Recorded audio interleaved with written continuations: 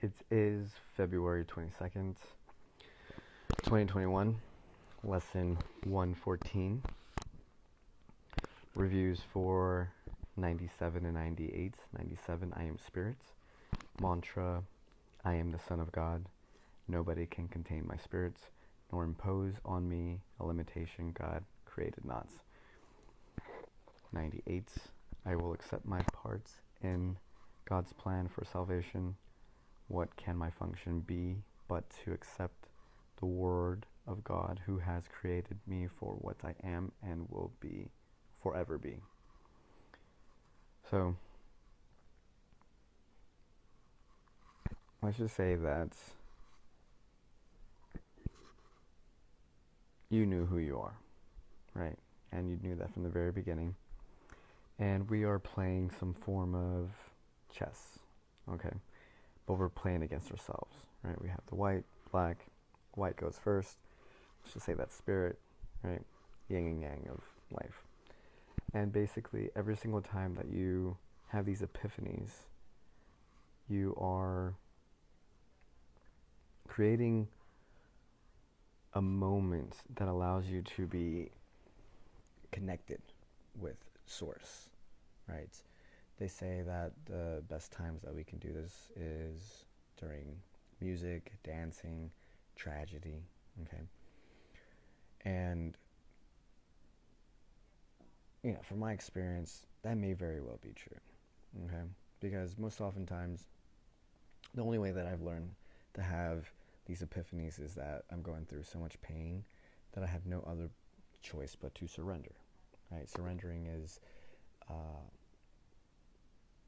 what do they call it? Some form of resignation. You're resigning, right?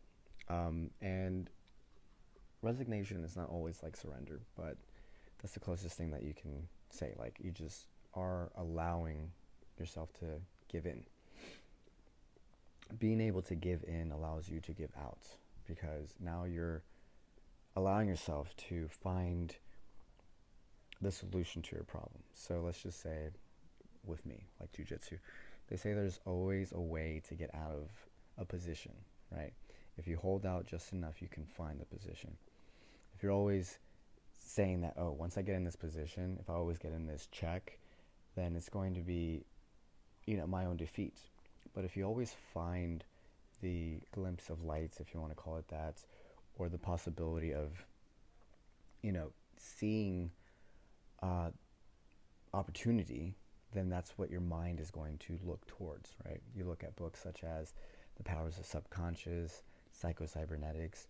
Basically what they say is focus on the end goal and then your body will proceed, okay? That's basically how we process information. Everything is processed 1/10,000 of a second. So if we are projecting ourselves in the future, then we are meeting ourselves halfway, which allows the self to orient you in the right direction to create the goal in mind, if that makes sense. So you're playing basketball, you shoot, and you visualize it going in. Whether you shoot off-handedly, off balance like you usually, in comparison to how you usually do, it doesn't matter, because what you are allowing yourself is to use this machine to create what you are trying to put in. So this is the information that is, you would call it downloading. So if you would use your chakras, right, it goes from your seventh to the visualization. You're speaking your truth. This is what I want, right? Then you give it love, right, what you are, power, your self-esteem, creation, right, in your second chakra, and then you root it into reality, right? And then you just allow it to manifest through this tool, right? This is the connection that we have from our spirit into this physical realm. So when you are allowing yourself to be spirits, you're allowing this to be the conduits or the carcass or the car or the vehicle that you want to call to action, okay? And again, most oftentimes, the only way that we can be present is by taking action. So you can't always, meditate and try to be present in very dire situations. The house can be on fire or something like that, and you have to take action. So that's why allowing yourself to take the step forward, right, from fear, right, fear, and then courage is an imaginary line that you draw in front of fear, and then you step forward, because courage is fear walking. Okay, so courage allows you to have that energy imposed out, right? You're pushing it out so it can be received back in, because everything that you're giving out is what you're receiving back in. You reap what you sow. And that's why it has to be an effortless kind of thing. You have to do without hesitation, because when you hesitate, you're thinking, and that's when you lose. So that's why when they've done research, like maybe if you read the book, The Rise of Superman, they talk about flow states. These extreme athletes, extreme sport athletes, like in X Games or skydiving or whatever it may be, they have no other choice but the flow. They get into that flow, that nice rhythm of challenge and skill, or they die. Okay? You're seeing people jump off with bikes over, you know, burning helicopters or buses, and they have to focus, right? And that allows you to be connected to the source of happiness, right? So the book Flow, right, it said is it's the source of happiness, right? That's when you're performing at your optimal performance. And that allows you to be connected to what you are, because you're doing what you want, right? You're doing what you find most pleasure in. And if that means being in challenges, that means that every single time that you realize, okay, this is a limitation, and then I can go beyond that, that's realizing your full potential, right? So you're just always self-actualizing every time you're self-realizing.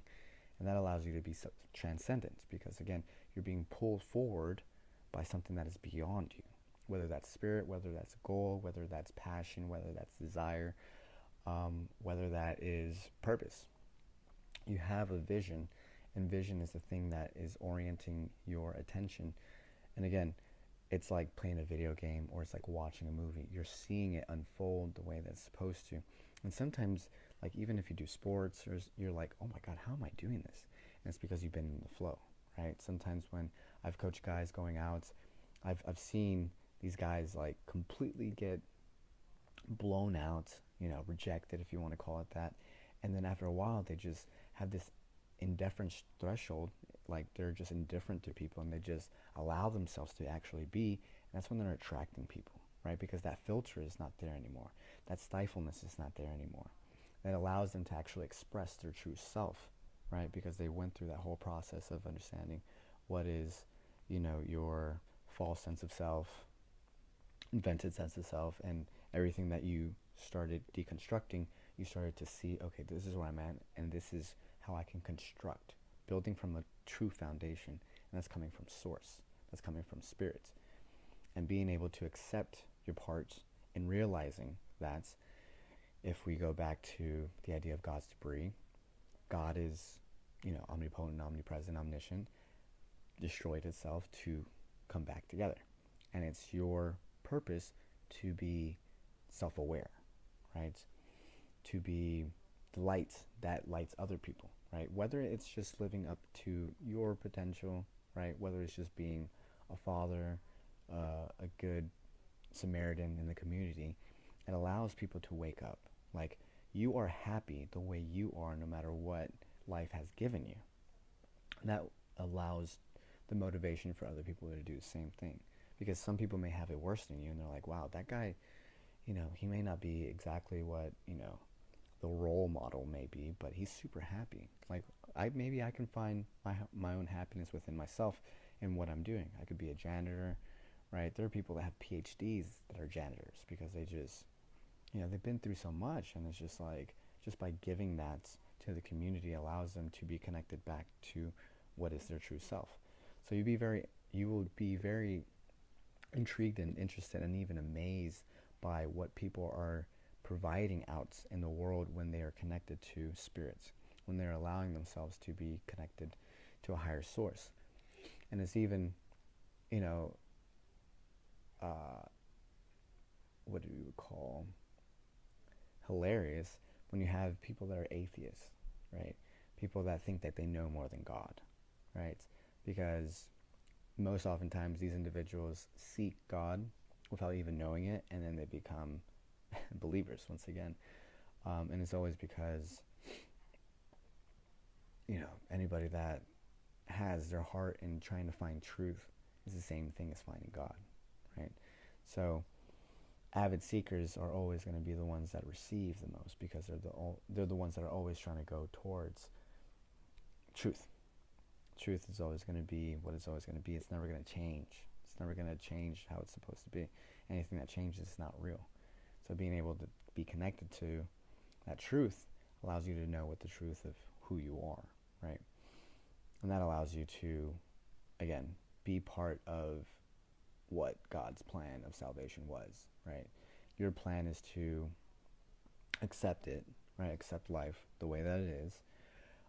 Know that your function is to forgive and for salvation, right? Your salvation and your forgiveness are in one unification, if that makes sense, right? That's why as you're giving, you're also receiving. That's why people that are abundant in terms of their mentality or affluence or influence, they're always receiving back more. And that's why we praise these individuals, because they don't think about it. It's almost like it's second nature. And that's why we talk about the unconscious competency that allows you to see that. So when you are now in these moments of check, right, it allows you to see, okay, now I'm awake. I have to realize that I've been allowing what you would call the script, right, in reality transurfing or Tufte, that is basically telling you that this is the karmic propensity of the pendulums, right? You've been going back and forth, and you haven't been present enough to actually make conscious decisions. All your decisions have been unconscious because of your old patterns. And once you make the conscious decision to see yourself and see reality, then you can actually make real choices. Because that script is going to pull you as long as it needs to. And once you see your movie at the end of the film, you're going to be like, man, like all those times I've been unconscious, like it's not really allowing me to actually live a fulfilled life. So I want to do that again. So maybe you come back, maybe you choose to be someone different, maybe an animal, right? Like you wanted to learn how to love. So you choose things that will teach you how to love, but then, if we follow the same karmic propensities, then that's just karma that we haven't really let go. So karma is something that we hold on to, but only because we function at that level. Once we realize that we don't have to function at that level, then we have to make a conscious choice to always either choose our lower self or our higher self, if you want to call it that. And that's always going to be within ourselves, whether we want to be happy or not. Because, again, we can try to blame everything and have these grievances, or we can choose to be something beyond ourselves and always know that this could be the most beautiful experience that you can ever have in your entire life. And the only way that you can do that is by realizing what you're actually experiencing.